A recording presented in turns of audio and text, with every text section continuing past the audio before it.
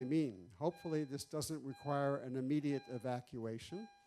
I wish I could say it's another baby born, but I don't think that's what that signal means. Usually you hear a lullaby kind of melody. Are we good to stay? I have to ask. Are we okay to stay with that? Okay, so we're allowed to stay. Remember in years back in school where they had, this is not, no, wait a minute, this is a test. Poor Hawaiians, they had a problem. This is only a test. You need not evacuate. We are looking to expand our executive committee, which means even if you're relatively new to this problem called prostate cancer, or other kinds of prostate issues, some benign, we welcome anybody who wants to be part of the planning session. Simply means what are the topics that interest you most and which you feel others might want to hear about. And just as important, who are the speakers you might know about, doctors, professionals in any area relating to your concerns that you might recommend because you came across them and you think it's worth a lot of other people hearing them, okay? We're always open for suggestions of that sort. We meet basically the same day we have these 2 o'clock sessions. Wow. Got the visuals as well as the audio-visual alarms here. So if you'd like to be part of that process, we're set for now through May, but we start planning in May for the next part of our program that starts September through May of the subsequent period of time. Anybody here initially interested in just sitting in basically at 1 o'clock, an hour before the 2 o'clock session? Okay, don't all raise your hands. It just means once a month, and if you feel like it, see me after the meeting, okay? The format for today, and David Morse, our co-chairman, will introduce the speakers, is we are talking or having a presentation from 2 o'clock, which means basically now, till 3 o'clock. But around 2:45, maybe in this case 2 speakers, so 2 Q&A sessions. There'll be some give and take. And then around 3 o'clock when we conclude, I will remain. Usually David does, but he has another appointment, probably another doctor, right? I'll be here for any one-on-one conversations you want to have with me about what you heard or any other areas that were not covered that are important to you. So I'll stick around for a half hour for that purpose, okay? Any questions so far? When is this scheduled to go off? There we go, thank you. I spoketh and it happeneth. Praise the Lord. Man, I knew I had power. Whew. At least the speakers now will not be well, there won't be that distraction, so thank goodness. And here's Dave. Thanks, Ed.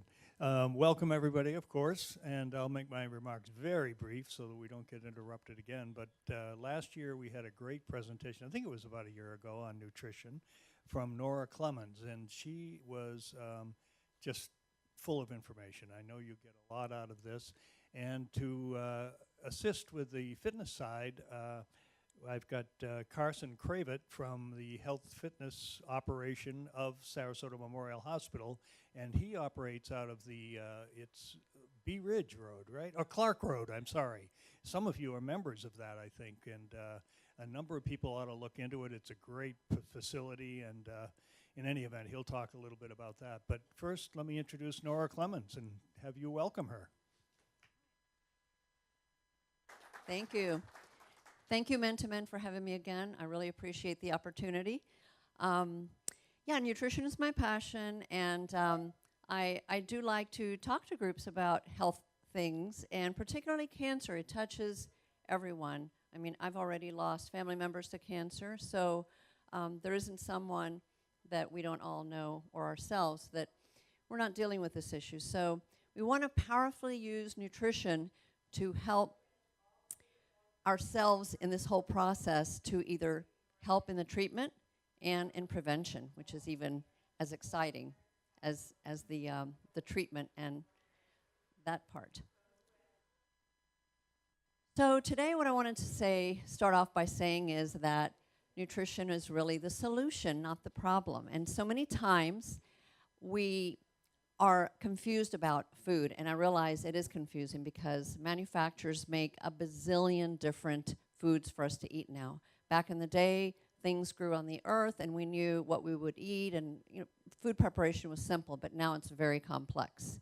And really, our bodies, we are one big chemistry lab. I mean, if you can think about it. And the food that we eat are simply messengers, chemicals that go about informing our bodies to either be healthy or not healthy. And so the things that we eat either bring about inflammation or bring about anti-inflammatory properties.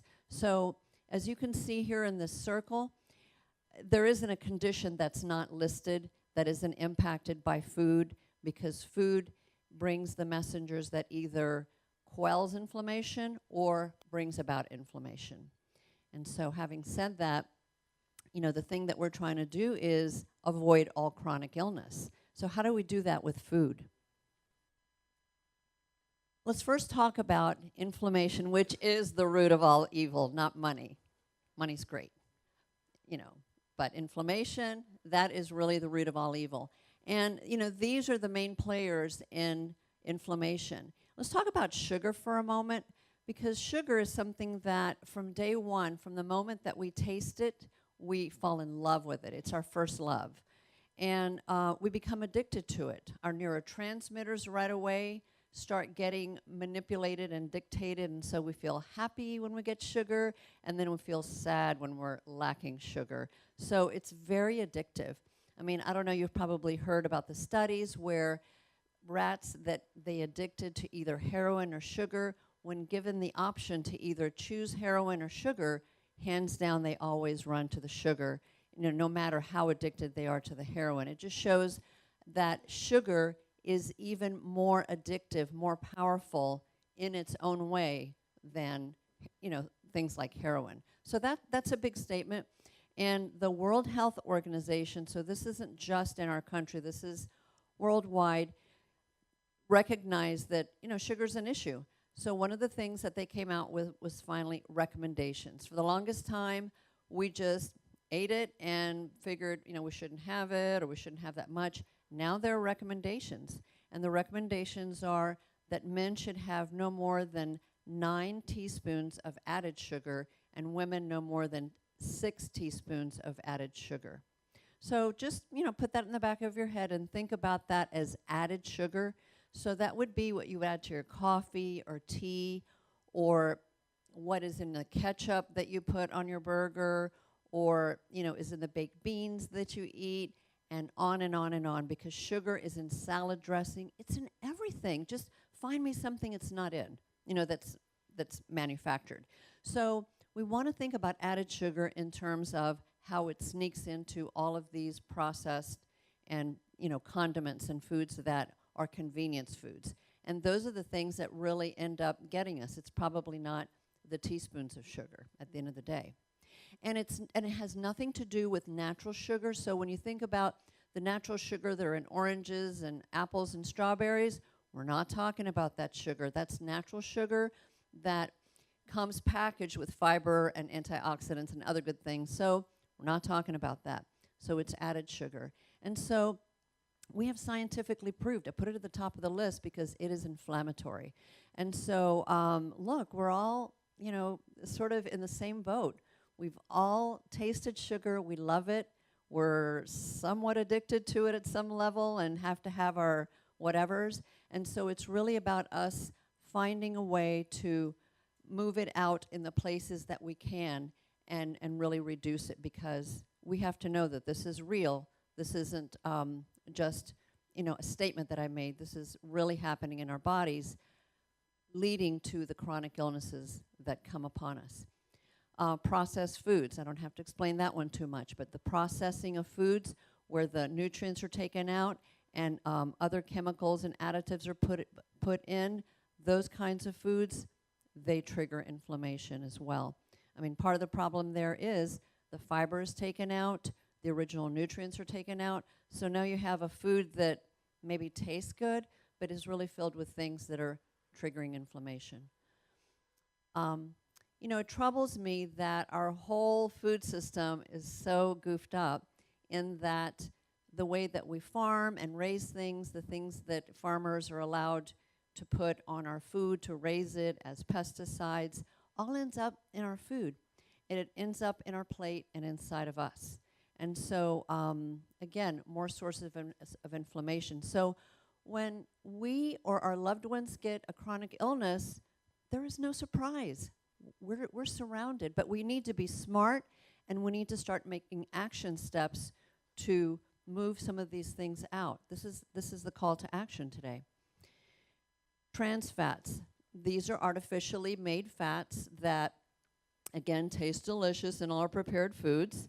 And so, again, we just need to read labels, look for trans fats, and try to avoid packaged foods that contain trans fats, because it's an artificial fat that, again, kicks up inflammation in the body. Also elevates your blood cholesterol should you have a cardiac problem. So it's not that good for cardiac. Artificial sweeteners. Again, the Food and Drug Administration may be there, I guess, to protect us. But I say use your brain and your eyes, read labels, and trust your instincts. And people, maybe like myself, who are telling you that there are studies that artificial sweeteners are not safe for us. They do kick up inflammation. Now, plant-based sweeteners like stevia or monk fruit, you know, we're always finding new ones. Lohan guan is another one when you read labels. So those kinds of things, they're all plant-based sweeteners. Those are fine. But things like aspartame, you know, like the yellow, the pink, and the blue, I think. Those are the ones I'm talking about. The packets, not good for us. And in some people, gluten and dairy. And I just say in some people because, again, we're all individuals. Our bodies are not the same. And the thing that impacts your body, you know, may not impact your body. So I'm a big believer of looking for root cause of symptoms and of illness or intolerances. So I'm a big fan of testing. And so, again, you can find out if these are issues for you through proper testing. All right, so these are the things we need to be really milling around is the things that are going to be anti-inflammatory. And, you know, variety really is the spice of life. And if you're the kind of person that gets up in the morning and has the same thing for breakfast and about the same thing for lunch, and with a little variety, 2 or 3 things for dinner, not helping you. There are so many fruits and vegetables out there. We need to be eaten seasonally, rotating them. They all have different health benefits. There are just a number of reasons, but the nutrient base of each food is going to wash your body with good stuff by eating a variety. So the same thing every day is not the best. Okay, variety. And fresh, we've kind of already established that. Fruits and vegetables, no, that's the name of the game. You know, organic when possible. If you want to write down EWG.org, the Environmental Working Group, that is a non-for-profit organization that has so much great information for all of us. They are not bought by big agra or any money-making entity. They simply are there to educate us and give us good information. So they put out the Dirty Dozen and the Clean 15, and it's a great list of, the Dirty Dozen is the top pesticide-laden fruits and vegetables, so that if you're disposed to and have, frankly, the disposable income, because this becomes a matter of finances, can we, with what we have, afford to buy more organic or more grass-fed? Those are big decisions, and I understand that, you know, every family has to do what's right and what they can. But for sure, leaning in the direction for the Dirty Dozen is a good place to start. And then the Clean 15, those might have a little pesticides, but less. So you know what? All of this is on a continuum. Just less of the bad stuff, more of the good stuff. EWG.org. Mm-hmm. So healthy fats. You know, back in the day, I remember, that's when I was just a fledgling dietitian, fat was out. And so fat is in, thank goodness. We love fat. Fat's amazing. But, back in the day, a lot of processed things started coming up. And so now what we're trying to do is not have as much grain, not have as much processed foods, and really have more fats, more nuts, more oils, more seeds. Fill yourself with that rather than with the starchy. That seems to be the better balance for our bodies. And so the healthy fats are all listed there for you. And again, with reference to dairy, because how we raise our cows. We put antibiotics into our cows, and guess who gets the antibiotics? We do. And then, we have the tendency to develop antibiotic resistance. When we need antibiotics, we don't respond so well. So when you can, it is good to have organic dairy products. Poultry and the grass-fed beef and the wild-caught fish. And then whole grains. I mean, grains have been all over the map. I mean, beat up, can't have grains, or yes, whole grains are good. Look, if you love them and you can tolerate them, you should be eating whole grains. They're loaded with fiber, nutrients, antioxidants, but there again, we're looking at them in their original state. So what's one word I want to send you home today that you want to look for on any package or box? The word is enriched. So if something is enriched, which sounds wonderful, right? Enriched. No, it is bad. So enriched is whole wheat flour that they milled and took all the fiber, all the nutrition out, all the vitamins, and left white flour. And I mean, sadly, that's what they make pasta out of. And who doesn't love a big bowl of pasta? But this is what I'm talking about. The things that over the years we have come to know and love and are frankly our comfort foods are the things that have been slowly killing us. And it's just the truth. So we want to think about grains, things that are in its original state. And there's so many, not just whole wheat. There's, tons of grains, of course. All right, so the My Plate is what we're going for. The pyramid's out, the plate is in, and half the plate is fruits and vegetables. So, maybe not so much for breakfast, although nothing wrong with sauteing vegetables and cracking a couple of eggs in there and putting some nice olive oil in there and having a nice vegetable frittata. And then you know what? If you like potatoes, throw a few potatoes in there. I mean, I like to put acorn squash and butternut squash into my frittata. So, because it really holds you then. Those vegetables sort of, go away after about 11 or 12 o'clock. Sometimes you have to stretch it. So half your plate really should be fruits and vegetables, a little pop of grain, a nice pop of protein, and then dairy if you tolerate it or if you're consuming it. Again, individualization. This is a general talk, but, I realize we have individual needs here. So phytonutrients really are the chemicals in foods, the naturally existing chemicals that send messengers to our body. The phytonutrients are the ones that tell our bodies, stand strong, fight it, stay healthy, cell. Okay, so these are the things that are definitely going to protect the cell from damage, definitely impact even how our hormones interact with each other, which is a good thing, protect the DNA so there's cancer prevention from replication, and they're antibacterial. So you cannot even underestimate how much we know, how well studied phytonutrients are, but they're the most underused food agent, by far. They're boring, they take time to prepare, people don't like them. Get over it. That's what our bodies need, so figure out a way. There are great ways to incorporate vegetables. So just a quick, these are such beautiful pictures, pictorial of the rainbow to show you that, again, we don't want to go with all red. We want to go with red, orange, seasonal, yellow, and then the green, the beautiful lush purples. Even to the white, there are antioxidants in white mushrooms and the white pear, and cauliflower. Cauliflower, along with the cousins, Brussels sprouts, cabbage, and broccoli, thank you. I mean, those are the magnificent four. They are so, the sulfur in those are what is so good. So, fill up on those.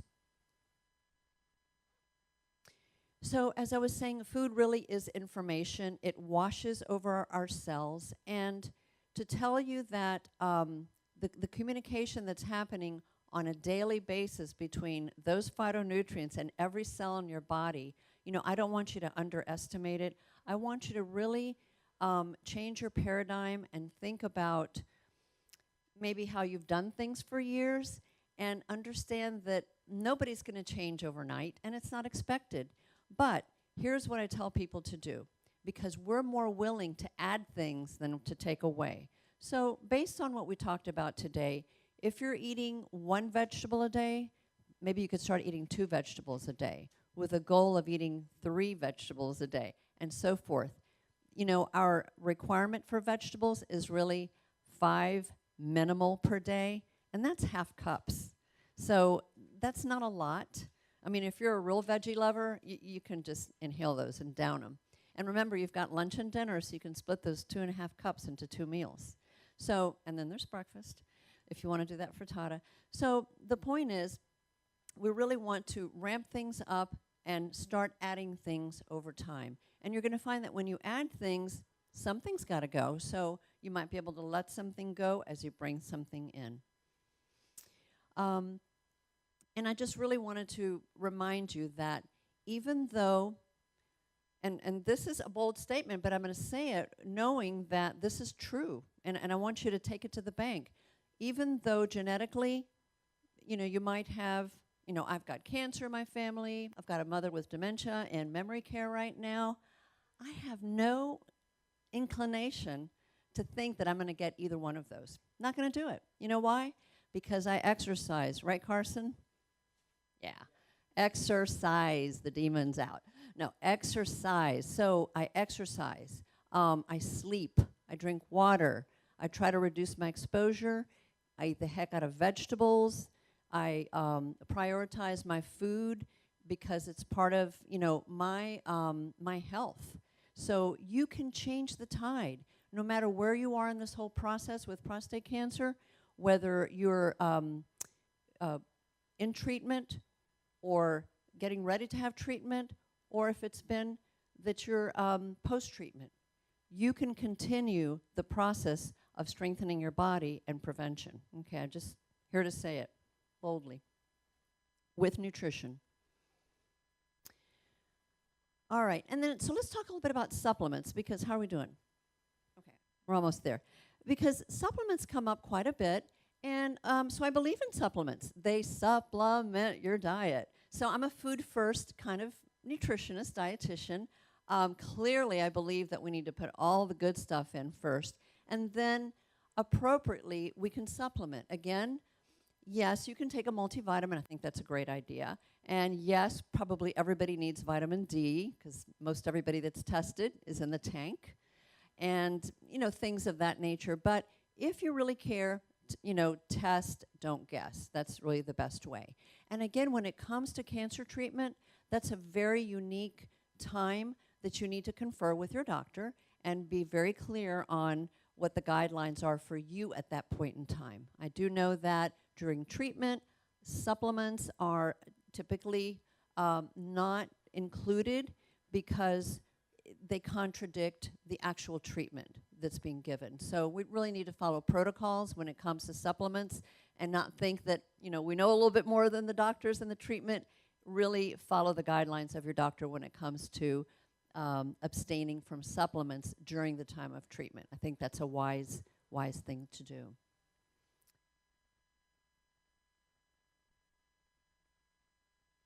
So I already touched a little bit on the testing. I have a couple of tests I just wanted to tell you about.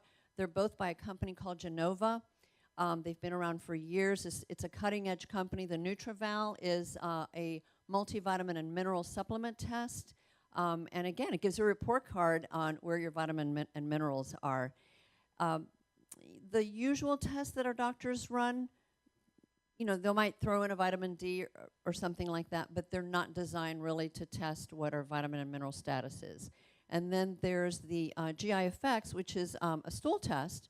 And nobody wants to line up and jump up and down and say they want to do that. But let me tell you that in my office, when I work with people, people that really care about nutrition, that's one of the first tests that I recommend right alongside the NutriVal, because we want to know what our gut health is. If you have a good, robust amount of beneficial bacteria, if we know that your digestive enzymes are working properly and other things that are part of good digestion, then we know that you're going to be able to digest and absorb and extract the nutrients from your food.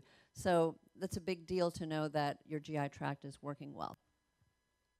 And yeah, and the great thing is, anybody who's on Medicare, they worked out a deal where there's no cost for the test. And if you're not Medicare age, there's still some great pricing on that.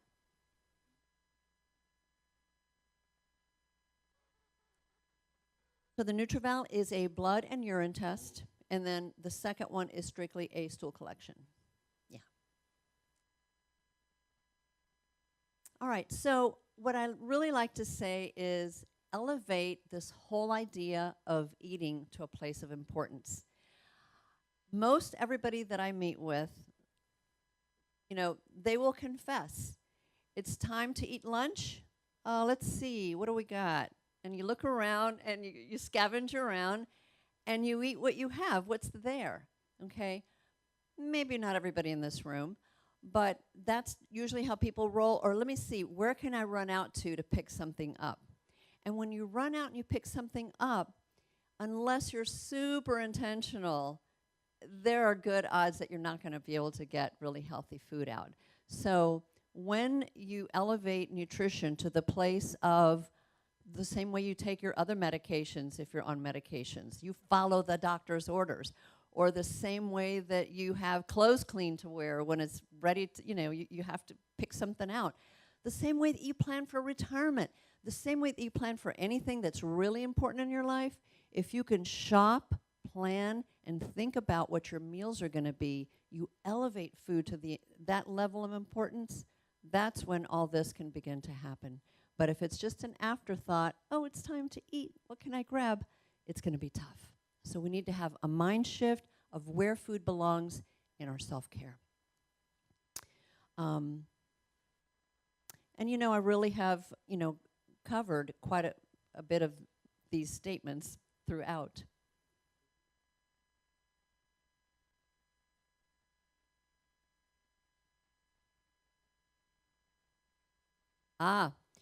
The body signals are so widespread. Thank you for asking that, Ed, because sometimes they're on the surface. And for example, when we eat healthy, and I can't tell you if I had a nickel for every time I heard it, when I start working with people and they change their diet and then, they come back for follow-ups, they say, wow, I feel so much better. The signals are good food make you feel good.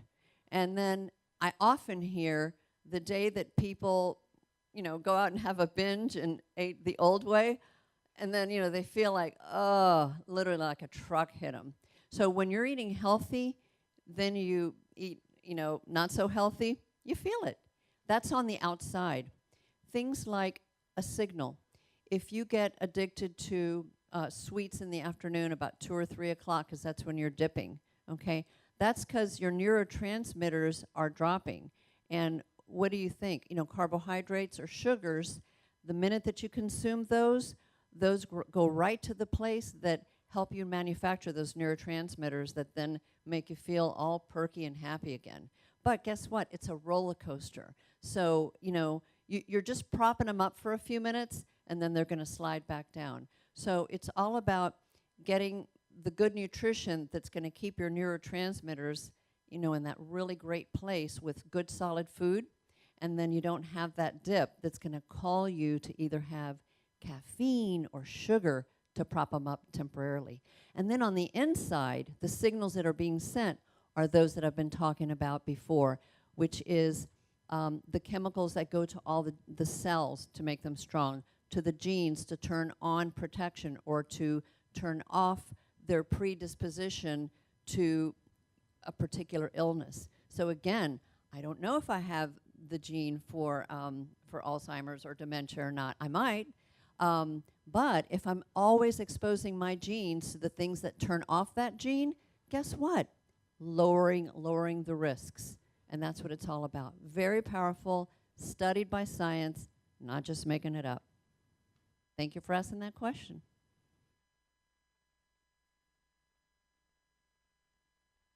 Yeah, I love this. Anne Wigmore was a woman ahead of her time from Lithuania, and she came to this country in the late 1800s, and she was just magnificent. And so, again, she was a holistic healthcare practitioner, and this just really impacted me. And I thought about how food can either be safe and powerful and serve us as medicine, or it can really be the slowest form of poison. So I remind people, and not trying to beat them up or judging or anything, because look, we're all in the same boat. We're all falling like flies getting one of these chronic illnesses. I mean, it's hard to escape it. But food impacts it and can largely have a contributing factor to this. So let's learn what we can and change what we can so that we can actually have the safest and most powerful form of medicine. Be good to your body. It's the only one you're going to live in. So come on up, Carson, and let's talk about exercise, which is equally important.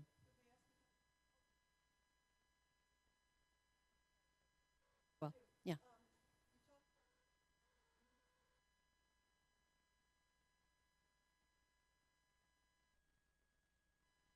Right.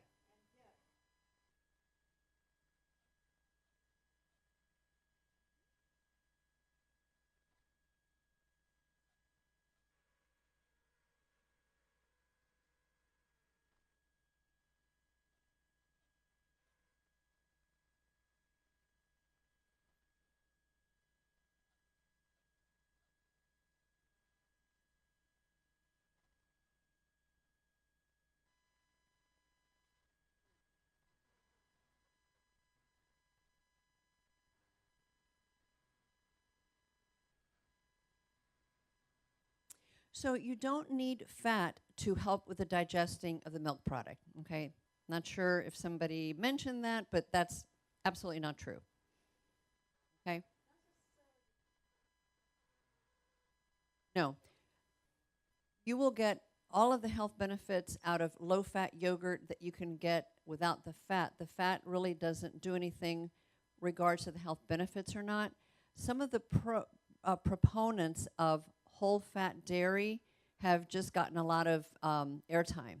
And so now it's been a little bit more fashionable to have whole-fat dairy products. But you know, what I remember is two things.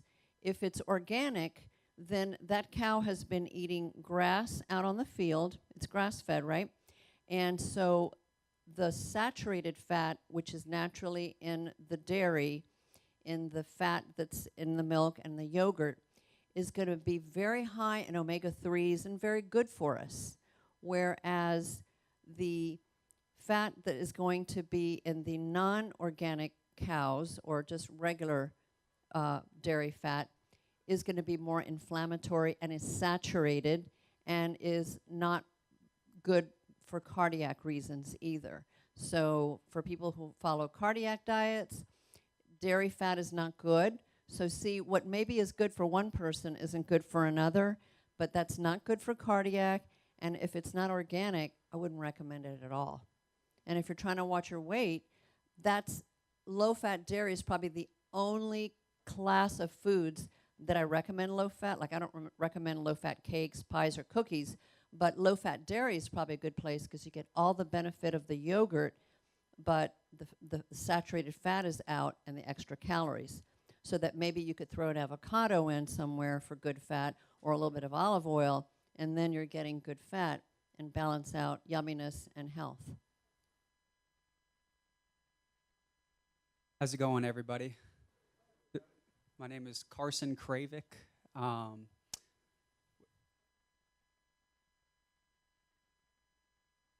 Mike, okay. Yeah, so I'm a personal trainer at Health Fit. We're not stationed here. We're actually on Clark Road, which was mentioned earlier. I can talk a little bit more details about that at the end, but now let's just go ahead and get into it. Just a quick little outline. I'm just going to basically go over the benefits of exercise. I'm going to give you a prescription for exercise as far as aerobic exercise, weight training, and then I'll talk about stretching as well. And then also at the end, I will go over our pelvic floor muscles, which we will do with Kegel exercises. So just some benefits of exercise. There's many benefits, but I'll go over these few right here. So aerobic conditioning. First of all, we have increased our lung capacity. Lung capacity meaning just the maximum amount of air that we hold in our lungs. So with this, a lot of times you see a correlation between healthy individuals and lung capacity. A lot of times if somebody has an increased lung capacity, generally they're a healthier individual. There's benefits with lung capacity, such as preventing our risk of heart attack, preventing stroke. Obviously, it's going to give us more energy. You'll feel less fatigued, not only with exercise, but also just in our daily activities. And also, it helps our digestive functioning, our metabolic functioning as well.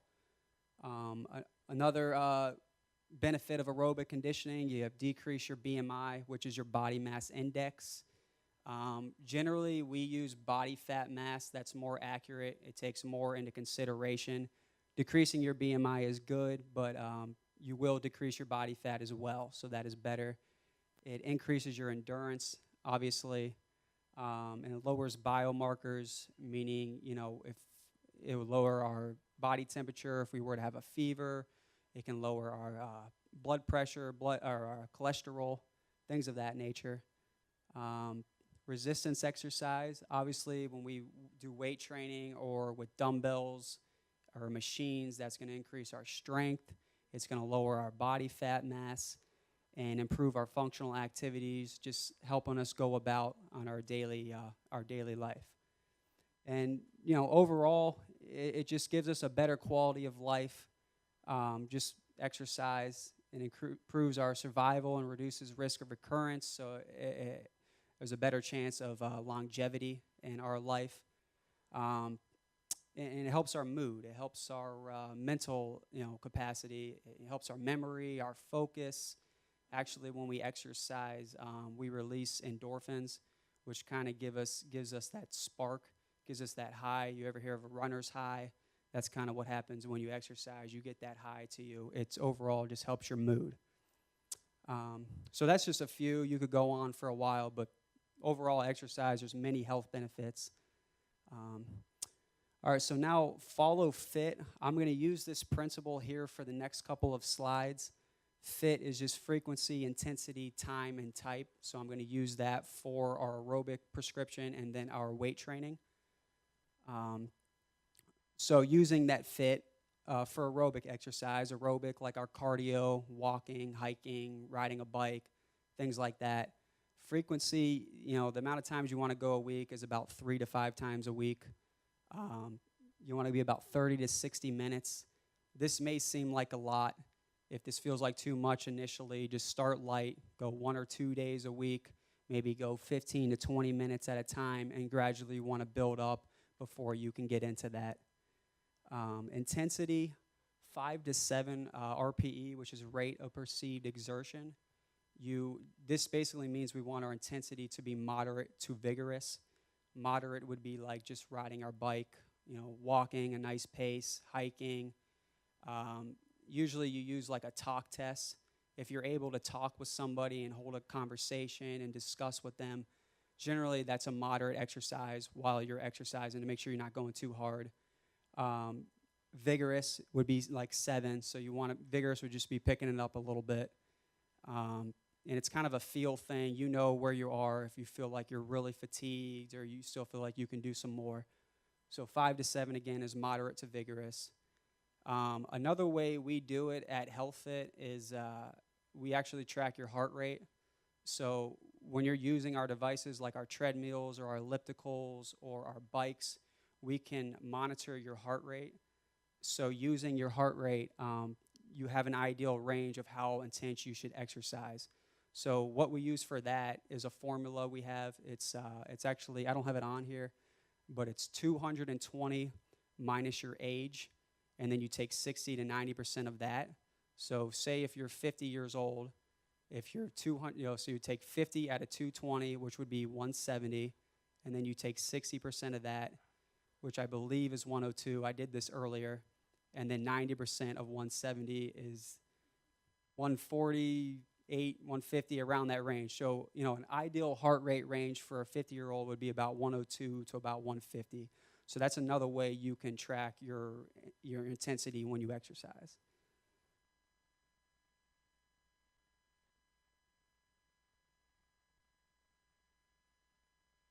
Say that again.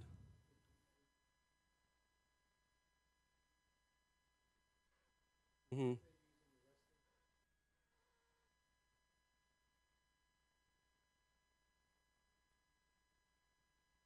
Yeah, well, it doesn't. Well, for one, it's not 100% accurate. It's just an ideal range, and your resting heart rate, it's something totally different than that. I don't know what you mean by it. Does it take into Okay, okay. Um, all right, so I know this is a lot, but basically, frequency, you want to be about 3 to 5 times a week. Time, 30 to 60 minutes. That's what the range you want to get into. And just the exercise that you do, the type, do something that makes you excited, something that you look forward to doing. That way you have more motivation in doing it. For me, I like to play basketball. I like to ride my bike, mountain biking. So those are the kind of things that I do when I exercise. Okay, resistance exercise, again, 2 to 3 days per week, 30 to 60 minutes. Again, if this is too much, start light, go about 1 day a week, then gradually build up. Intensity, one way you can do it is if you can do it in a black and white way, which is 60 to 85% of your 1 RM max. 1 RM max meaning the most weight that you can lift one time. So if you can bench press 135 pounds, you would do 60 to 85% of that. That would be the weight that you use. What I do is when I'm getting into exercise, I use 8 to 12 repetitions, 2 to 3 sets. So I just figure out the weight that I can do 8 to 12 times, and that's the range you want to be in. So if I'm curling a weight, say if it's about 30 pounds, if I can curl that weight about 10 times or so, that means I'm in the right weight. Therefore, I can do it the right amount of times. Variable machines, bands, just kind of what you feel comfortable with. There's many ways you can do it. You want to exercise all your major muscle groups. You want your back, your chest, your lats, shoulders, core. You want your hips, glutes, hamstrings, quads, and calves. There's many ways you can do it. But yeah, you want to make sure you focus on everything and not just one particular muscle group. So now I'm going to talk about stretching. The benefits of stretching, obviously, it's to prevent injury. We want to make sure we stretch. I'll go over here and go in the guidelines. This is the guidelines for it. We want to make sure we stretch. You want to do it before and you want to do it after. Before exercise, a good kind of stretch or warm-up would just be walking on the treadmill about 5 to 10 minutes just to kind of get your blood flowing, get heated up, or riding your bike. What you don't want to do is holding these static stretches right here.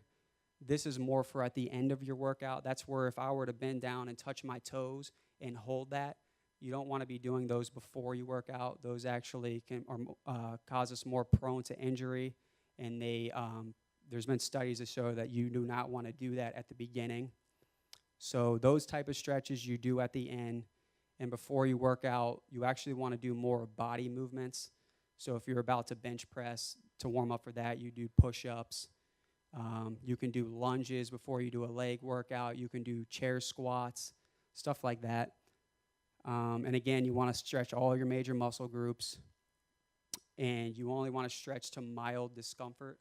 So you don't want a severe stretch when you're doing it. Right when you start to feel that stretch and you feel that tension, that's when you hold it. And you hold it for about 15 to 60 seconds. Precautions, basically just starting light and progressing, knowing your body, knowing how you feel. You want to make sure you're doing the right technique. You want to make sure you have the right form. You don't want to push yourself too much. That will be more prone to injury doing that. So just starting light, knowing yourself, and then gradually getting more and more. Okay, so now with prostate cancer, after different surgery, generally there's a lot of damage with our pelvic floor muscles. We have problems with controlling our bladder, our bowel movement. So what you want to do is you want to strengthen these pelvic floor muscles. By doing that, you can do Kegel exercises.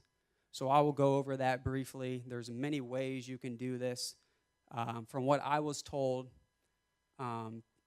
so we'll do the first exercise here. So generally you want to hold these contractions for about 5 seconds, then you want to relax for 15 seconds. So the first one would be as if you were, if you had to go to the restroom, if you had to go number one, you try to picture as if somebody walked in on you and you had to immediately stop the flow of your urine mid-flow. So you think about the muscles that you would have to use for that. You want to hold that for about 5 seconds, then relax for 15 seconds. The next one you want to do is if, you had to contract your backside, if you had to pass gas, if you're at a party and somebody walked in, you think about the muscles that you use for that. You hold that, contract for about 5 seconds. So you want to be able to distinguish between these two. Once you get a good feel for that, then you want to actually do them together. So what you would do first, you would contract your front side, so you would clamp and stop your urine flow. Then while doing that, you would contract your backside and then hold those together for about 5 seconds and then relax for 15 seconds. So once you're able to do both of these and have a good feel for each of them and distinguish between the two, you want to do them together, just like I said, for 5 seconds. But you want to be able to increase that to about 10 seconds throughout the day and actually lower the amount of time that you relax and only relax for about 10 seconds. So you contract for 10 seconds, then relax for 10 seconds. And you want to do this about 5 times a day, even maybe 10 times. And again, there's many ways to do that, but that's a basic way to start. Depending on where you are, I'm not sure, but that's a basic way that was told to me as far as how you get started. There's ways to help this. A lot of times people have a hard time finding these muscles.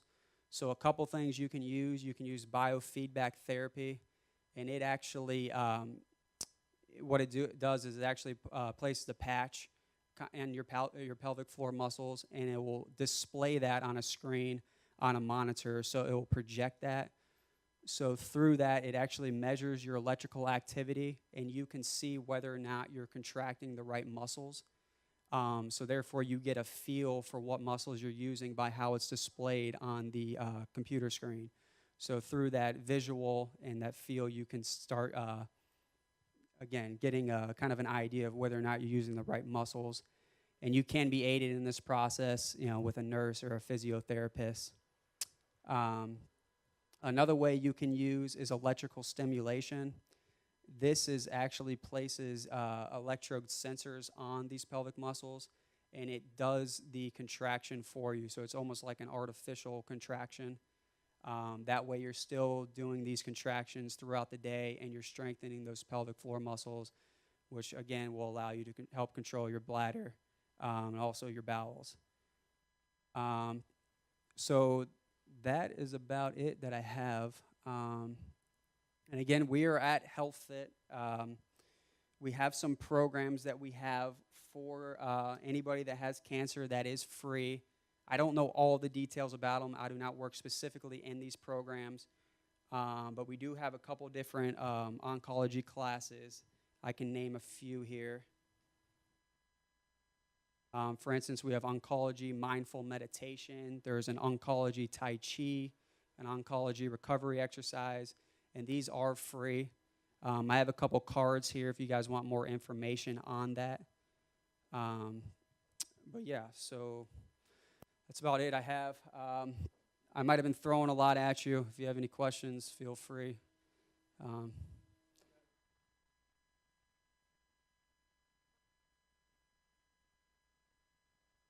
Yes. 5 times. Yeah. And again, there's no secret way. You actually want to be able to get to where you're doing it 10 times, but it's depending on where you are. And, the good thing about these is you can do them anywhere. Nobody's going to know you're doing them. So it's one thing you can do on your own. But, yeah, eventually you want to be able to contract for about 10 seconds, relax for 10 seconds, and you want to do that. I told you, what did I tell you, 5 times? You want to actually get to about 10 times, and then you do that 10 times a day. So, but starting, you can go 5 times, and then 5 times a day. I know it sounds like a lot, but.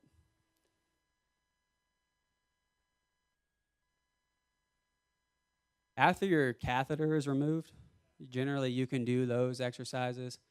And before you start getting into exercise, obviously you need clearance from your doctor. They know you better than I would. Some other exercises you can do that kind of help that mid region and your core. You can just you can do squats. You can sit in a chair and just go up and down. You can do let me see, planks. Is anybody familiar with planks, bridges? It's just kind of getting this core working and getting that core stronger. So those are just some body weight exercises you can do at home in addition to those.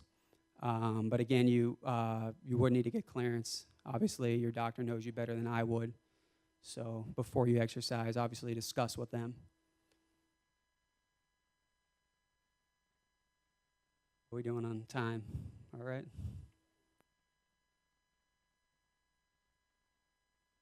Thank both of you, but before you applaud, there are probably some deeper issues that you can approach either of our presenters with, unless you want to raise it within the group time. We have a few minutes left. And of course, I'll be here a little longer to address any issues, including those that are not in the area of nutrition and exercise, which is your expertise, not mine. One of the exercises I think you kind of alluded to, but didn't quite state, is I've rediscovered the value of those large, oversized beach balls if you lean on them. Right, the ball squat. You can then go not as far as you just did, but far enough so you're comfortable. It's so important to increase your leg strength, because when we go through, whether it's prostate cancer or other illnesses, and I don't know about you, but I got more than just one problem. Having the pelvic strength and the leg strength are the two most important things. In fact, I had a primary care doctor who said, Ed, unless you strengthen the upper legs, you'll be a candidate for the nursing home. So that's when I started exercising, if you get my drift, right? Sometimes it takes a pain point to start getting in the right direction. The food guidance is terrific. It's really occurred to me, if you have let's call it a vice, I know I have my own hidden vices when it comes to certain foods, just tell yourself, that's poison, that's toxic. If you say it's toxic enough times, they say if you say something 21 times in the course of a day and do that for 7 days, it'll be out of your system, you know? You got to play mind tricks to be healthier.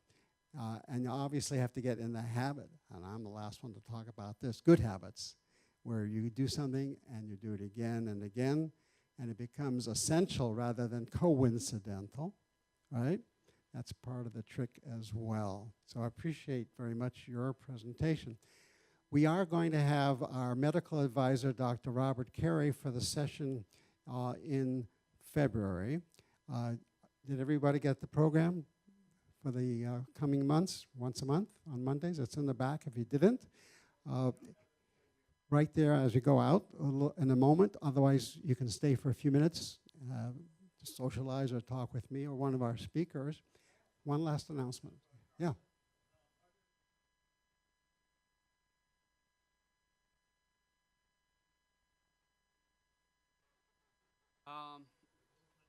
You mean like different exercises that are just general? I mean, I could get some for you. These are just basic exercises. They're not specifically, Do you mean just the body weight exercises that I just did? Yeah.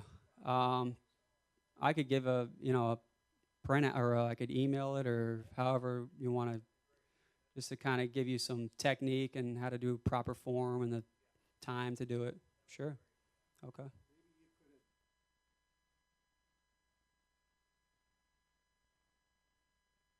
Yeah, again, there's many exercises you can do. A simple one, I usually just do a 1 foot balance. So you lift 1 foot up, and ideally you want to be able to do that for about 30 seconds.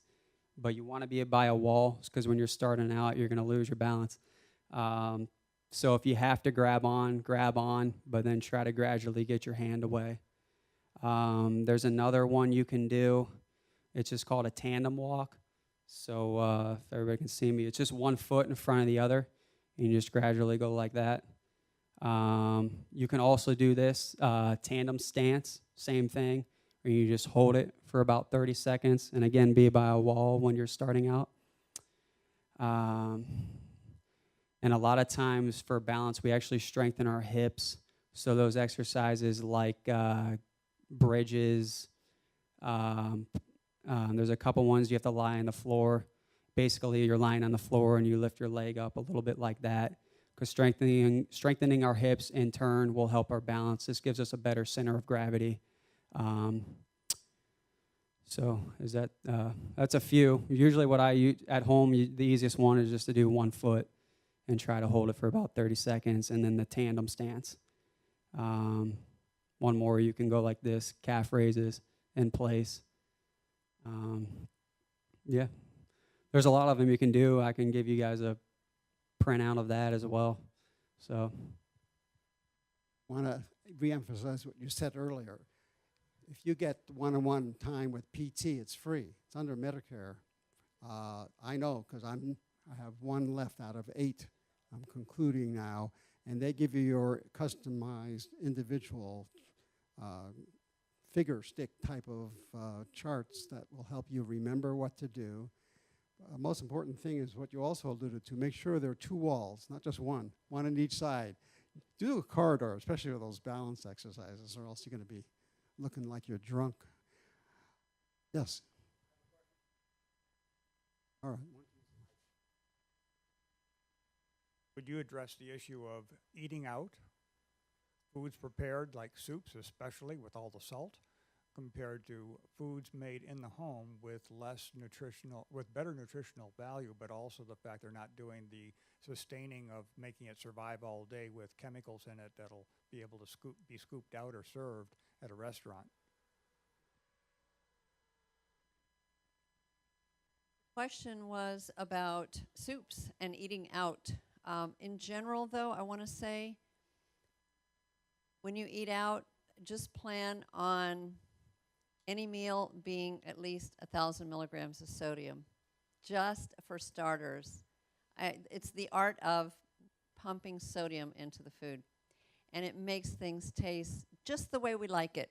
So we're going to go back again and again and again because we love it. And salt is right underneath sugar, and that addictive value, have to have it. Yeah. So soups, I mean, if you're trying to avoid sodium and you're eating out, it's probably something to leave off, because you can order a salad and then get olive oil and vinegar and get away pretty well with that. And then you can sort of order things and say sauce on the side and then sort of dip a little bit and just really order things as plain as possible. You have to direct your waiter or waitress to how you want your food. Remember, you're ordering food, you're getting the food. Have them make it for you the way you need for it to be or want it to be. But yes, soups are loaded, absolutely. And if you really want to get a lot of sodium, go to an Asian restaurant. Yeah.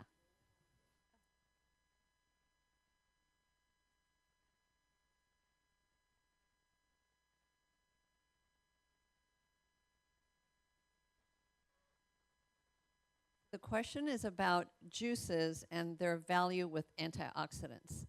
I like to recommend that people eat fruit for their antioxidants and steer away from fruit juices because remember back in the day, there's quite of us that are a little bit older, there used to be juice glasses, remember? They were like 4 to 6 ounces, and so you would just automatically drink out of a juice glass, and that's a portion. So if any of us drank out of a juice glass, we would be good, but we don't do that anymore. So unless you can drink 4 ounces of orange juice, 4 ounces of plum juice, which is pomegranate juice, really try to stay away from juices because you'll pour it into your Tervis tumbler that's 16 ounces, and then you'll have 4 servings of, granted, fruit, but some fruit juices do have added sugar, especially if they have cranberry or tart fruits. They'll add sugar to make them taste better, so you have to read the label. And at the end of the day, even eating 4 pieces of fruit at one time is too much natural sugar for our bodies to really have to process. So it's good to spread things out in the day.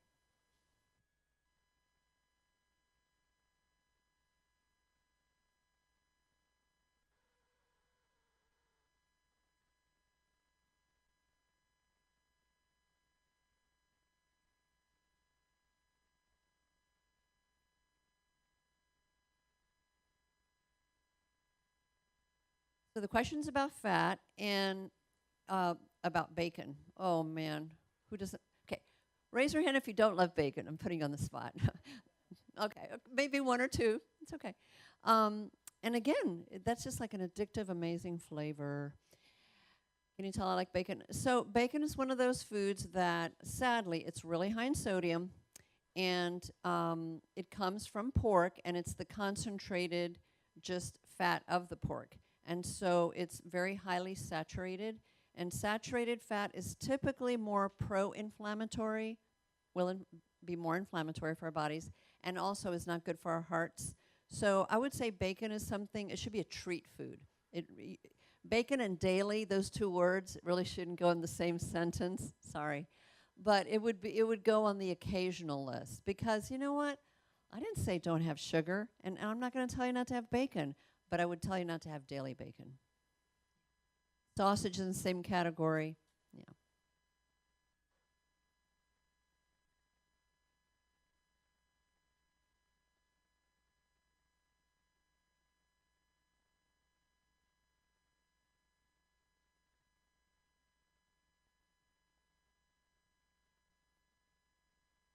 The answer is the same. So a portion of juice, just to not get all picky, is 4 ounces, okay? You know, it's like a third for some and a little bit. It's a third for some. It's even less than 4 ounces. So at the end of the day, think about juice portions as 4 ounces. End of story. Because, again, you know, the signaling that you mentioned, Ed, even if we consume, say, a quadruple portion, you know, like a 16-ounce apple juice, that infusion of albeit good and healthy antioxidants, just the sugar itself just makes our bodies go berserk. Right away, your pancreas goes, holy smoke, I got to pump out the insulin, and then it pumps out all this insulin because all the natural sugar has flooded your bloodstream, right? And then all that sugar then all of a sudden is going to be lowered by the insulin. It's going to be taken out, and then all of a sudden, you're on that roller coaster. So even a quadruple serving of apple juice can do the same thing as a candy bar and have you go on the roller coaster of I feel great, woo, and then I'm crashing because I had too much natural sugar. Yeah, good fiber in the apple. I mean, no fiber in the juice. Good antioxidants, but just too much sugar. So be careful with juicing. I mean, even juicing, when you drink mixed juices like, you know, spinach and carrots and celery and everything else, try to have a nice variety of everything and then drink a little glass of it because think of the pile of vegetables you just put in there. And so, again, vegetables have a little bit of natural sugar and carbohydrate as well. We'd be remiss if we didn't ask one most important question in conclusion. So how can people visit with you if they choose to make one-on-one appointments? And I'll ask the same of you if you have a card or something. Oh, yeah. Yes, I have my cards up there if you wish to. What I do is I offer a complimentary 15-minute phone call. I'll talk with you, find out what your needs are, and then based on what you tell me, if there's a test or a service that I offer that you think might be able to help you, then I'll explain what those services are. I mean, my services are pretty much personalized and a la carte. I do have packages and programs, but I even tend to personalize those because nobody is the same. So, I'll work with you. And again, if you're in Medicare, take advantage of these great tests. If you have traditional red, white, and blue card, not the HMO type, they've negotiated no cost for like $2,500 testing for you for these nutrient tests. And if you're not Medicare age, there's definitely good pricing on those. So call me on my card. Thank you. I unfortunately did not bring a card today. I have that information right there if you want to get a hold of me. Generally, when we schedule a client, there's 2 steps. You'll have an HRA, which is our health risk assessment. That's where you get all your health history, all your exercise history.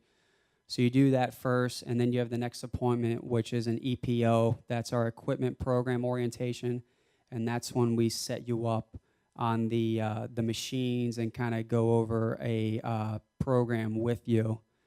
That's usually the process, and then depending on how many times you would like to work, as far as personal training goes, it's up to you. We have different packages that help lower the pricing. If you're interested, I can get you all that information. Yeah, that's about it. Well, thank you again very much, everybody. Thank you for coming, and have a great day.